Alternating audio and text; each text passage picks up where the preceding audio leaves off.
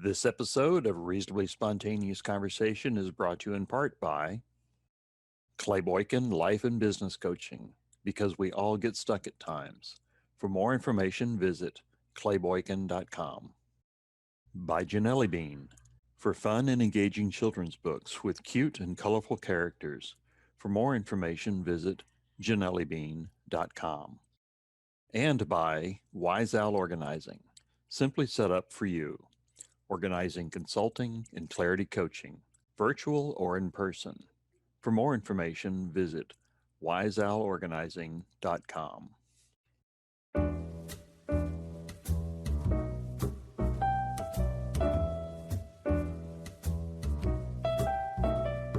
Hello, world. It's me, Dennis, and I am here with Kim Curtis. Hello, Kim.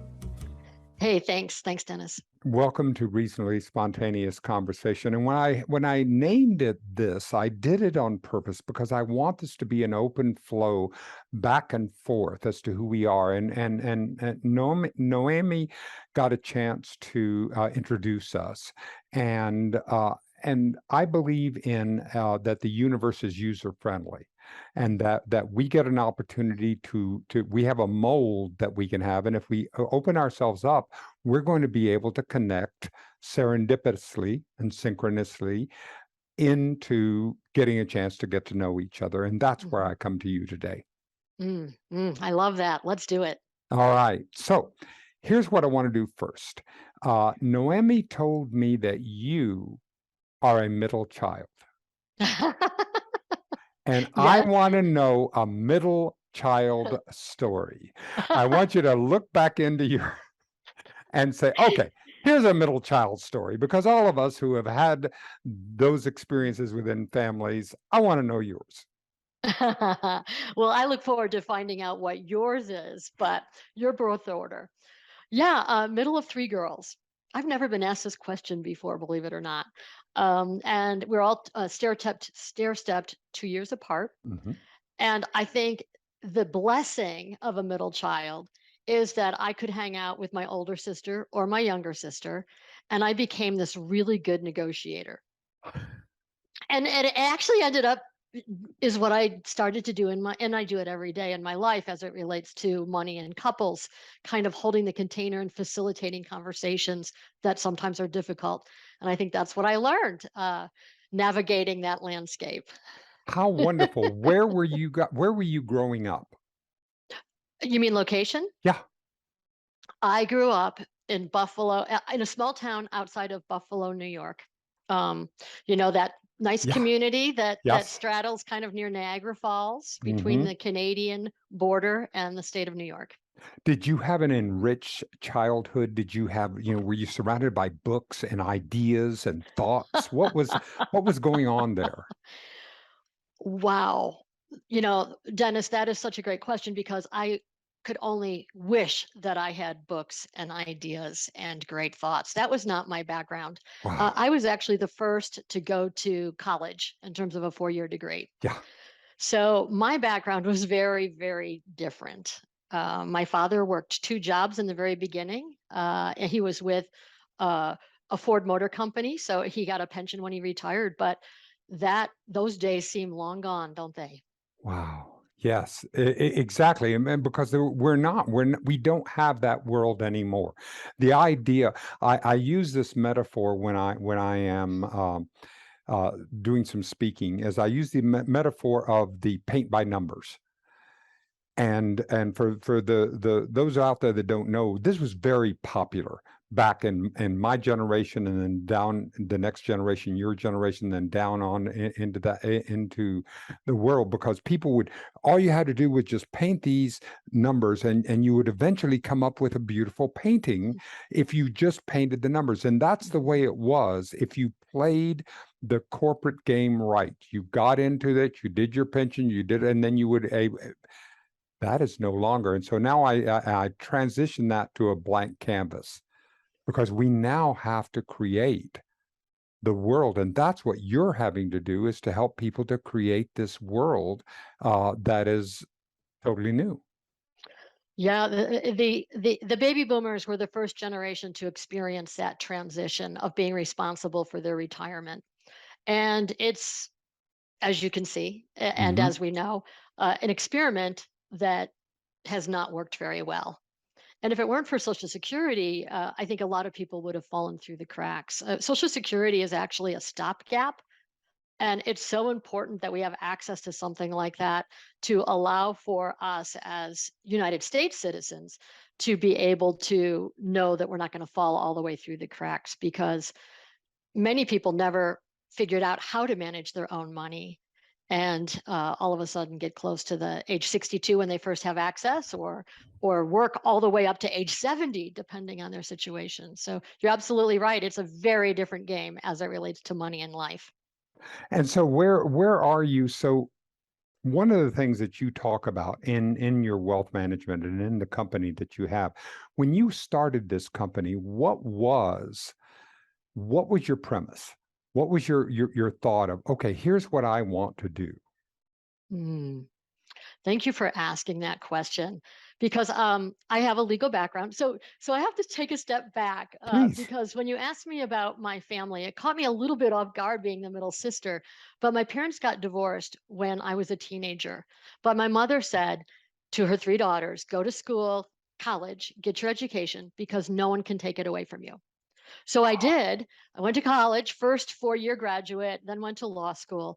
And right after defaulted on my school loans. I had no business understanding money or the impact of that on credit. So if you think about my legal background, and then going and negotiation, mediation, arbitration was my area of expertise. And then I actually had a friend that said financial planning may be a good thing for you, because by the time I hit 30, I was a regional vice president in this organization, and I was no longer in settlement conferences. I was no longer negotiating. I was no longer making a difference. I became a spokesperson. So at 30, I'm like, what's next, right? What am I going to do? And it was a quiz, and that quiz said financial planning. So back to your question, I ended up in the brokerage world, and I was there for many, many years. And one day, I read the client investment disclosure statements that are at the back of a statement. And at the time, it was 8 pages, two to a page. So it was 8 pages of tiny, tiny print. And as I read it, I read conflicts of interest, disclosures, fees, fees, fees, fees. And a tear came down my chin. And it was like one of those moments in time where you recognize, I'm not a fiduciary that puts clients first. I am a salesperson. And of course, everybody in that industry wants to do their best work. Sure. But the way it is structured is, I was in sales. So it was at that moment in time that I recognized I needed to create Wealth Legacy Institute, which is a firm that I have today. And that was 15 years ago. And I realized that clients need to be first, not last. And the work that we do is so beautiful. We're kind of this little small giant, and I am in alignment with my values. And once you're in alignment with what you love and you have passion for it, all of a sudden it's so much easier, and you have this flow that just is fun and playful and um, on track. Right. Impact. Exactly. And that's what we're doing. So let me add one of the things That was a that long answer. Sorry, Dennis. not actually it is not a long answer, because this is exactly what I'm looking for. Because I'm looking for depth rather than sound bites. Okay, so go as deep as we can, because we're talking. One of the things that because you've done so much television and you've done so much in broadcasting, let's dig into this aspect of money and our own self-worth and our own self-image, because money it's at the emotional level that you deal with it, the healings that are there. Could you talk some about that and help me explore that? Because you one of the things that you say is that your relationship with money, our relationship with money, starts on the inside. You've done a lot of research. Yeah, when I share the story of my past, and here I am, the CEO of a wealth management firm, a lot had to happen in between Yes. to get to where I am. And I actually had a gift. It was an anonymous donor that put $1,000 on my school loan debt. And surprisingly, I happened to open the statement because my head was in the sand, and I noticed that the balance went down.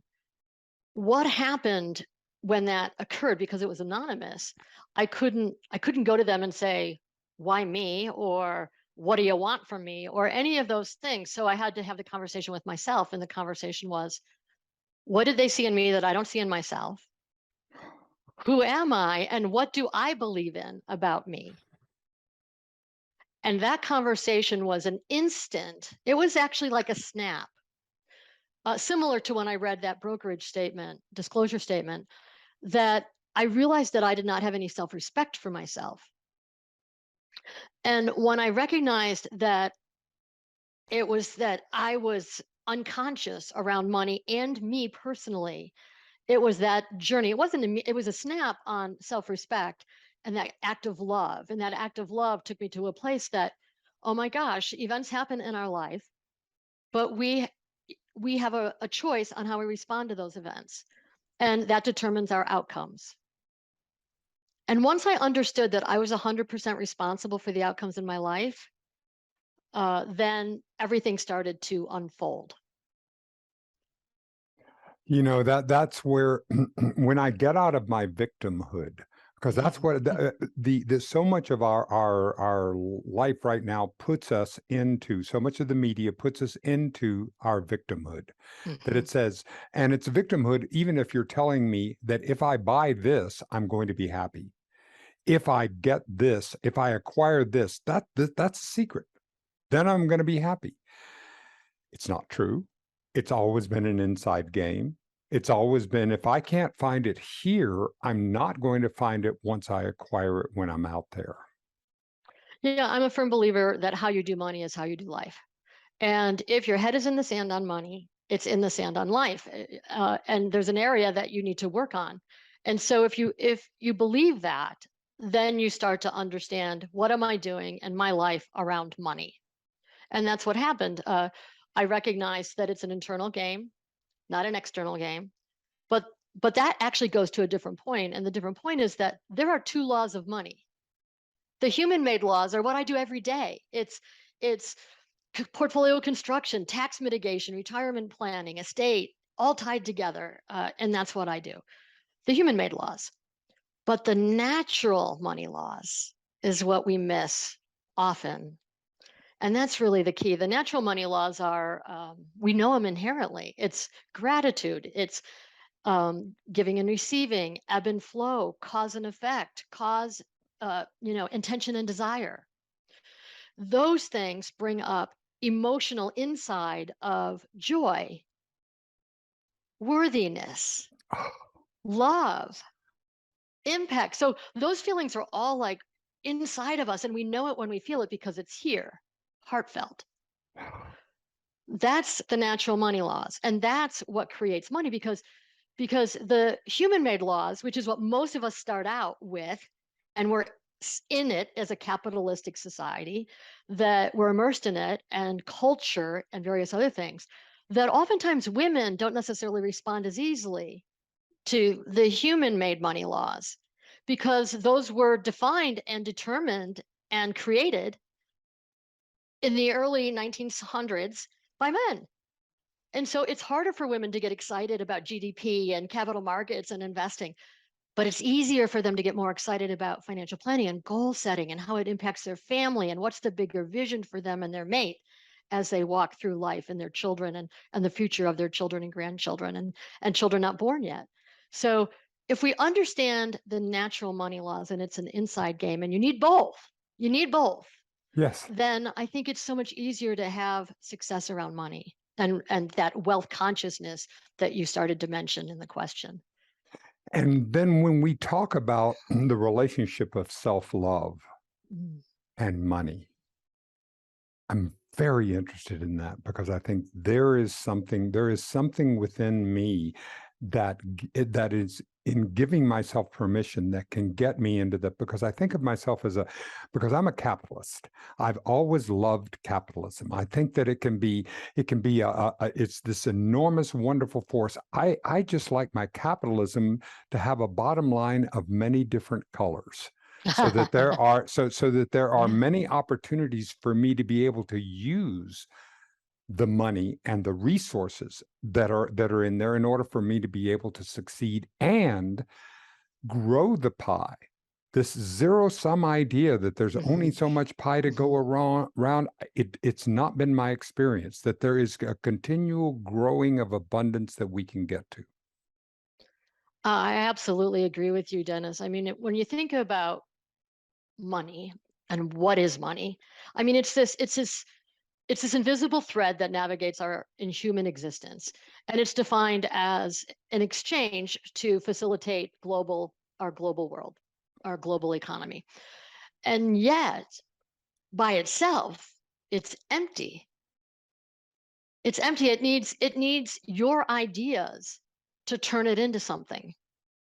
Your vision, your ideas, your beliefs to turn it into something, because otherwise it's just empty.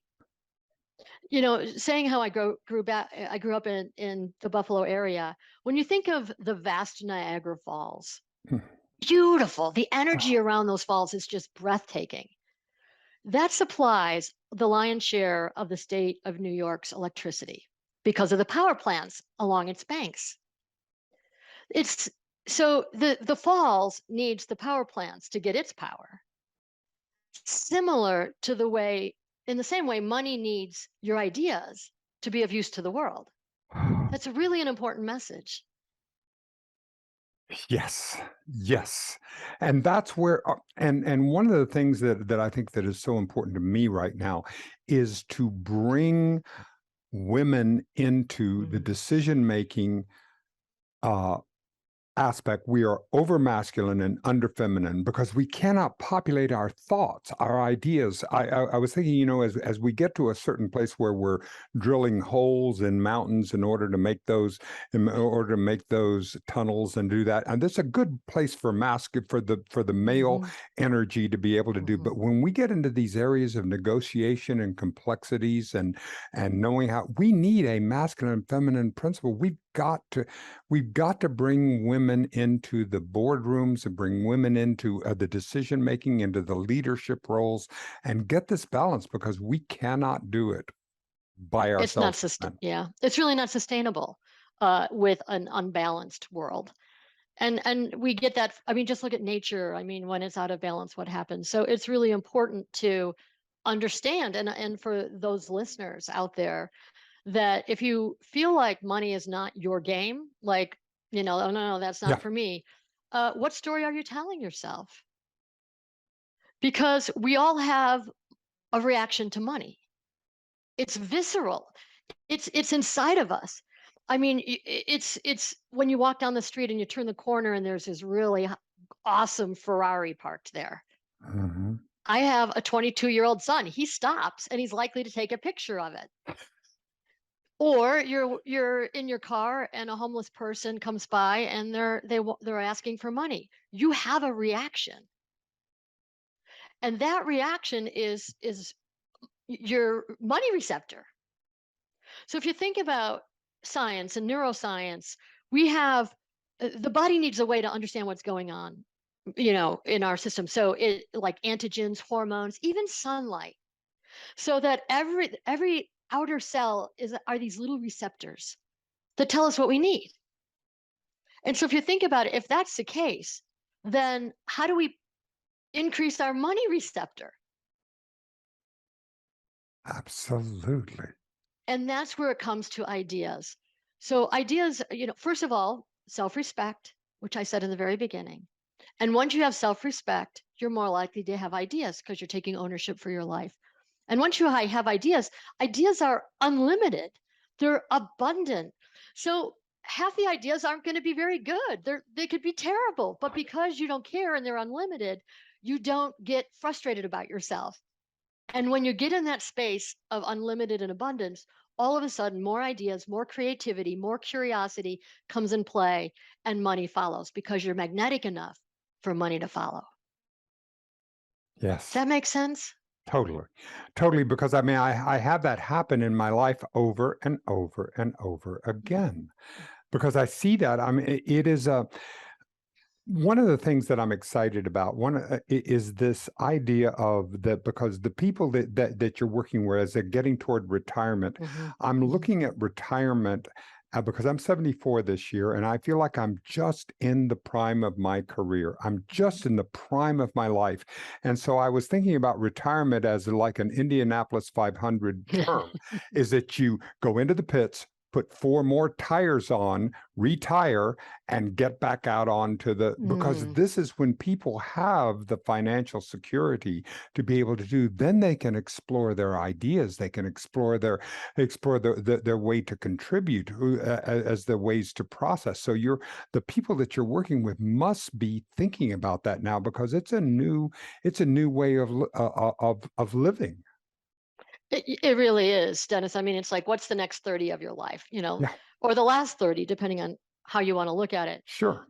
If the best way to describe it is, if you had a pyramid, people come to firms like ours because they have money that they want managed. They want help in the management of their money. That's the bottom of that pyramid. If you go up one, you add that managing money to a financial plan, all of a sudden, and goals, all of a sudden you have purpose. You have a track to run on. So the two need to be together. You can't have investing money without a plan, because when the capital markets are uncertain like they are now, all you see is a rate of return number that feels terrible, instead of knowing, how does that impact me directly? Because once you tie it to a financial plan, otherwise it's like investing. It's like archery would be archery without a bullseye. Yes. So you got to tie it to the financial plan. And then once you have a financial plan, all of a sudden you have this peace of mind, because money generally is frenetic. Yes. It's crazy. And working with a firm like ours is, you wanted to put it down here in your foundation. So once you tie your investing to a plan, all of a sudden you have a foundation that you have room to breathe, so that you can have lifestyle. That's that next on that pyramid. And then the top, apex, is impact. When you have peace of mind and you're living the life that you want, all of a sudden it gives you space to think, what is my passion? Where do I want to spend my time and energy? Because you're not thinking about money, it's already down here supporting you. So that's off the table. You never think about it anymore. I mean, of course you do, but not in that frenetic way that allows you the freedom to expand your vision, which is what you're describing and what you are doing right now. Yes. And so what is driving you today?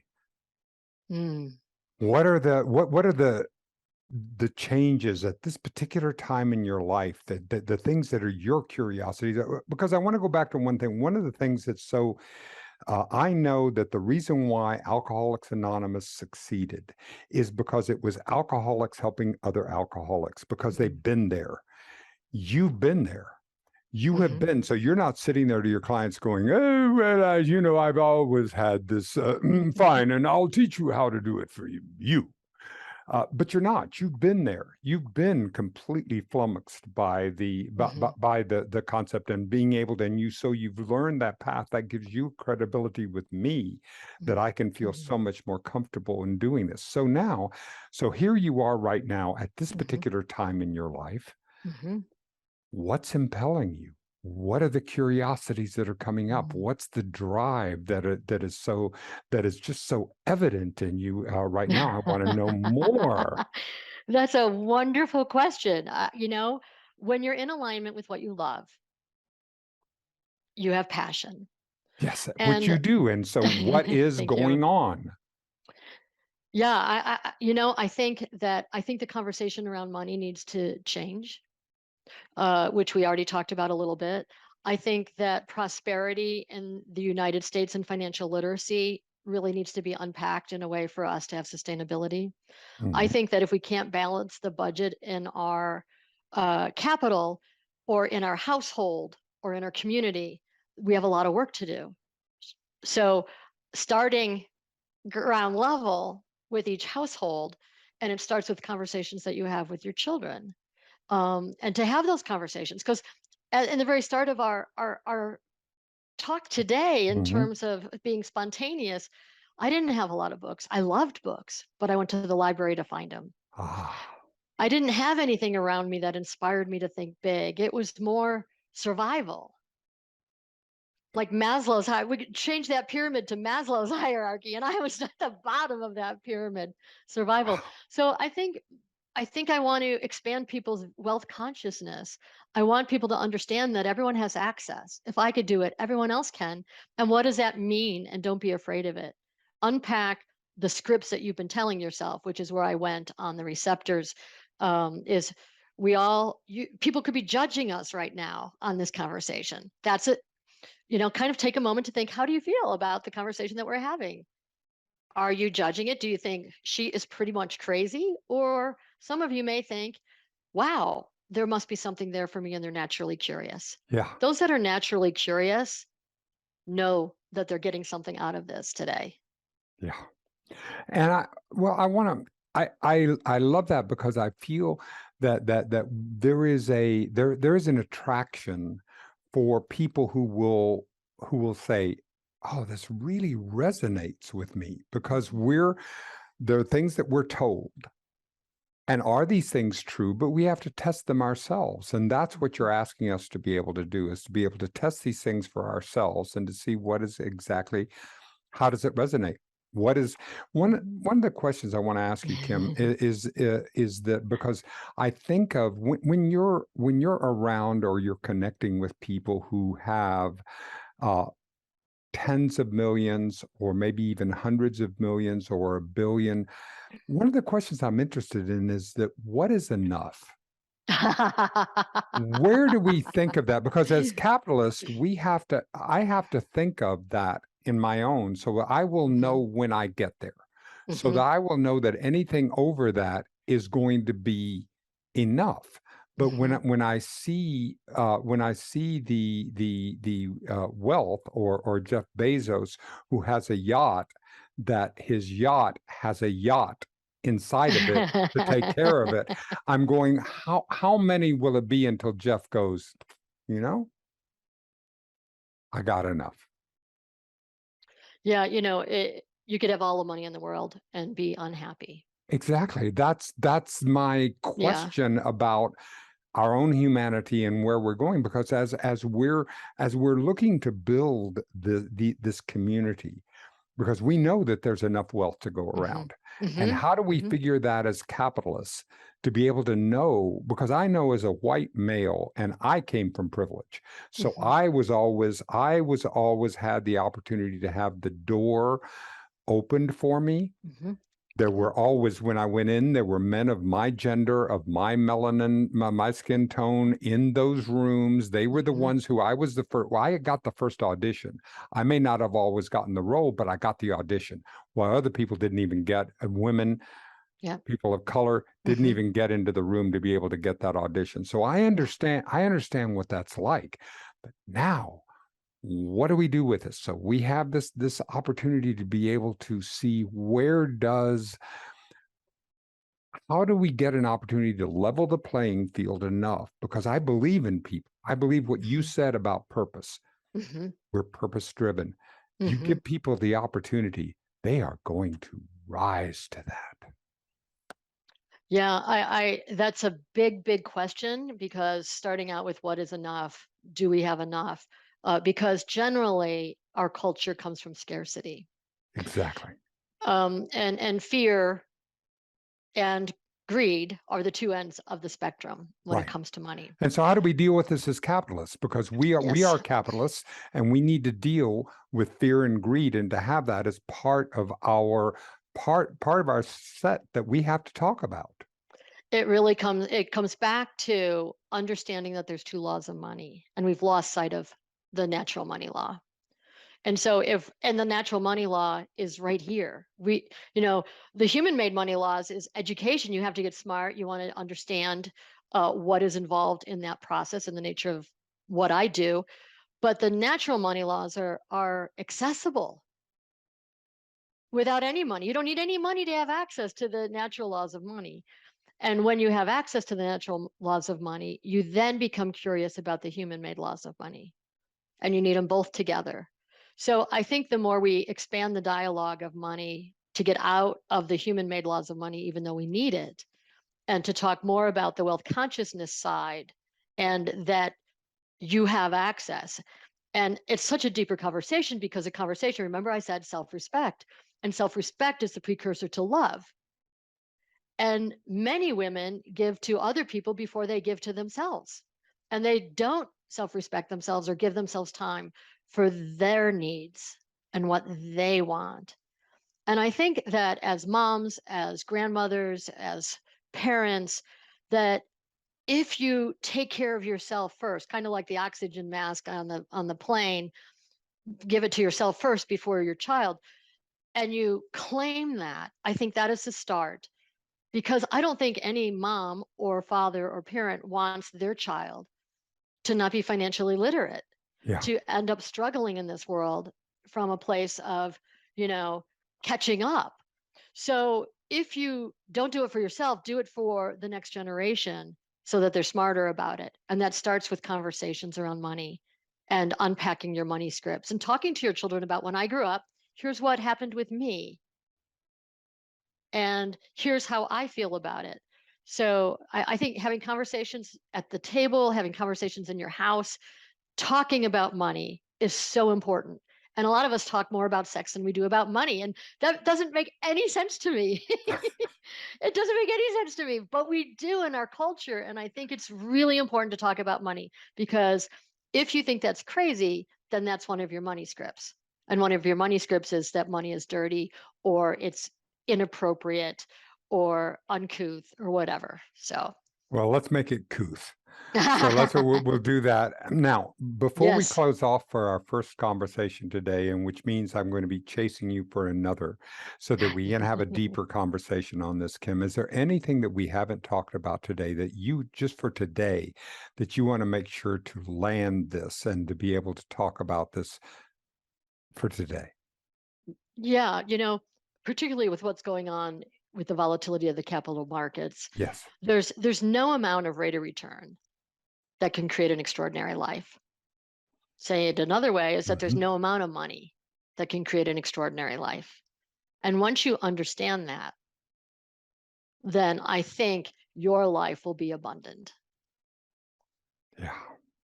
Our lives, and that's and the abundance is so much of a permission that I give myself. I love your focus upon gratitude, Mm, your focus upon for the things that we have. I mean, my goodness, I mean, I live in the kings did not live as well as I did. My air is conditioned. I mhm, have I can drink water right out of a tap. mhm, M My wife and I, we have we have a machine that washes clothes and mhm. dries the oh my goodness. Now, if I wanna feel that wealth, if I wanna feel the abundance, now I can get an opportunity to then see how I can then use the skills and the gifts that I've been given in order to be able to bring some purpose to my life. That's right. That's right. And I'm gonna miss this quote, but I think it was the Dalai Lama that said that it will be the Western women